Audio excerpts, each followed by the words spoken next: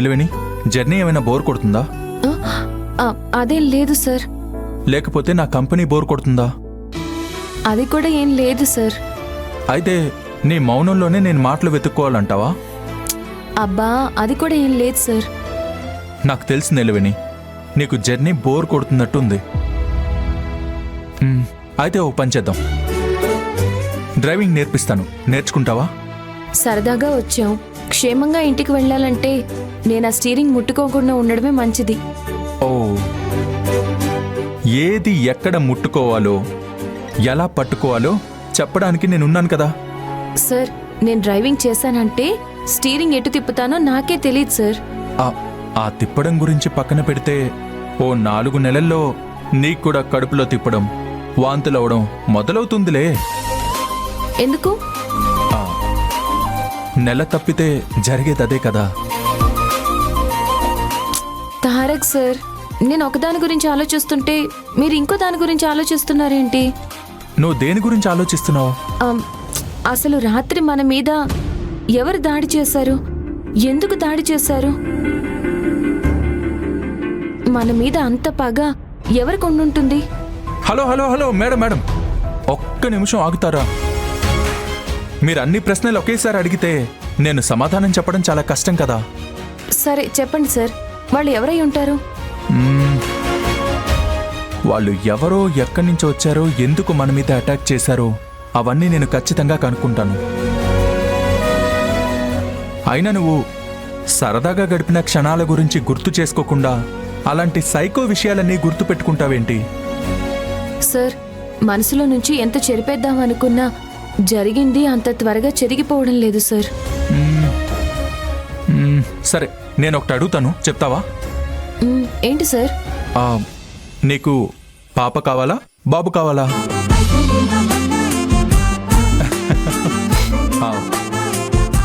నిలవేణి, అడిగేది నిన్నే. పాప కావాలా, బాబు కావాలా? మీ పోలికలతో పాపైనా బాబైనా నాకు ఓకే సార్. ఏ, నాకైతే మాత్రం పాపే కావాలి. కాదు కాదు కాదు, పాపలు అంటే కవలలు. అది కూడా నీ పోలికలతోనే కావాలి. తారక్ సార్, దయచేసి అలా నొక్కి నొక్కి చెప్పకండి, నాకు సిగ్గేస్తుంది. ఇంకా నువ్వు సిగ్గుపడే స్థాయిలోనే ఉన్నావా? సిగ్గు దాటేసి మనం చాలా దూరం వచ్చేసాం. ఆ విషయం నీకు అర్థమవుతుందా?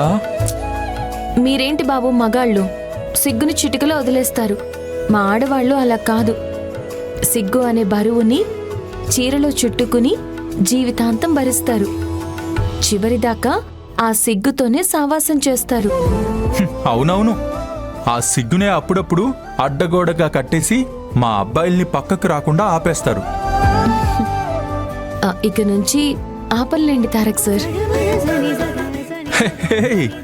Good girl. ఇంతకీ నిలవేణి, ఇంతకీ అసలు విషయం చెప్పడం మర్చిపోయాను. ఏంటి తారక్ సార్? ఇంటికి వెళ్ళాక మన మధ్య జరిగిన హ్యాపీ మూమెంట్స్ గురించే నువ్వు అందరికీ షేర్ చేయాలి. కానీ ఆ సాడ్ మూమెంట్ గురించి అసలు ఎవ్వరికీ షేర్ చేయకూడదు, అర్థమైందా? అబద్ధం చెప్పాలా సార్? అబద్ధం చెప్పమని నేను చెప్పట్లేదు, నిజాన్ని దాచమని చెప్తున్నాను, అంతే. అంటే తారక్ సార్, నిలవేణి, ఆ సాడ్ మూమెంట్ గురించి నువ్వు డాడీకి చెప్తే డాడీ చాలా బాధపడతారు. కానీ మిగిలిన వాళ్ళందరూ సంతోషపడతారు. వాళ్ళు సంతోషపడ్డం నాకు ఇష్టం లేదు. నాన్న బాధపడ్డం అంతకన్నా ఇష్టం లేదు.